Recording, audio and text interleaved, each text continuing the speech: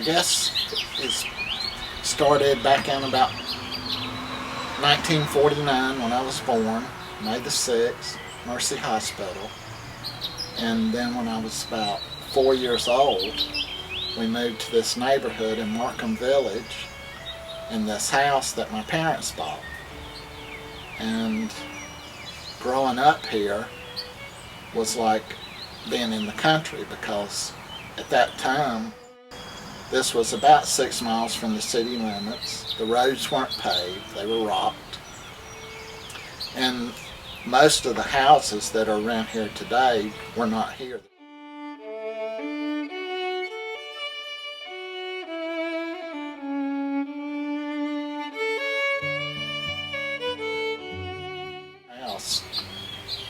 We came across this old building, and we had no clue what this building was. It was vine covered, the windows were boarded up, but it just looked interesting to us. So we ripped the boards off the windows, climbed through the windows, and just explored the old house.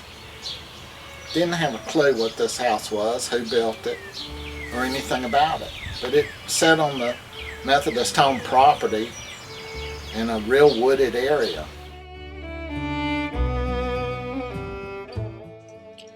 The Charlotte Museum of History and the Hezekiah Alexander home site comprise multiple venues on an 8-acre wooded campus in East Charlotte. The oldest structure, and the reason for the museum's location, is the Hezekiah Alexander House, a 5,000 square foot rock house.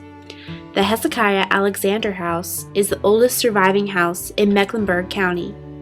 Listed on the National Register of Historic Places, it was built around 1774 and still stands on its original site. The house is accompanied by a reproduction log kitchen, barn, and reconstructed 2-story spring house. In the 1940s, the Methodist home acquired the house and the surrounding land. In 1949, the Daughters of the American Revolution, DAR, leased the house and adjoined the property from the Methodist home in order to restore the badly deteriorated rock house. A committee of all of the DAR chapters ran the site and kept the house open for periodic visitation. They had, back in the day, back in the 1700s, they had a spring house where they kept their milk and perishable items, and a spring ran through it, which kept the little space cool, little room cool, a house they built around it. Well, at the time we would explore this area, none of this was here. It had long since deteriorated away. There was still a spring that bubbled out of the ground, out of the hillside, but there was nothing built there to let you know what had once stood there. But anytime there's a red hill, we decided that's a good place to start digging to see what we could find. So we would dig into the hillside, and we started coming across the arrowheads and just different pieces of like broke plates, things like that. We didn't have a clue the significance of it. But still, we played the area probably, I would say we played there for 2 to 3 years.